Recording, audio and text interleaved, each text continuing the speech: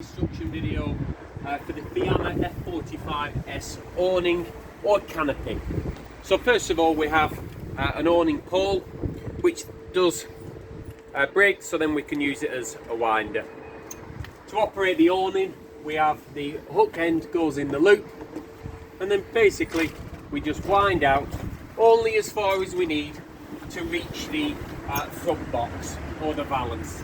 In this front box is where the legs are stored, but we always need to make sure that we have these down because they take the weight of the awning. The awning do not go any further than this point because it will do too much loading on the brackets. So we just slide out, and then you can see all we do is slide out just enough that the leg will clear the box, and then we can drop the leg down. We then extend the leg and take a bit of the weight of the awning and tighten the screw up here. This leg then supports the full, these legs then support the full weight of the awning. To wind the awning out, we then put it at an angle and then proceed to keep winding. And in essence, we can then walk this awning all the way out on your own. I don't want to go out any further than this today because it's a bit windy, and the rules with awnings are simple. If there's any strong winds or anything more than the very slightest of breezes, don't pull your awning out. This awning as well is also has the option of what we call a rafter. Because of the length of the awning, the arms here they will be fully extended when it is all the way out. So basically we have a rafter which has a loop fitting on this end and on the other end, which connects up to this bracket here and also to the bracket on the front of the awning.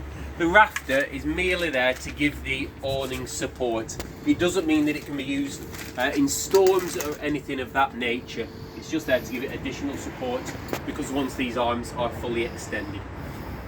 To put the awning back in, basically we just reverse the process.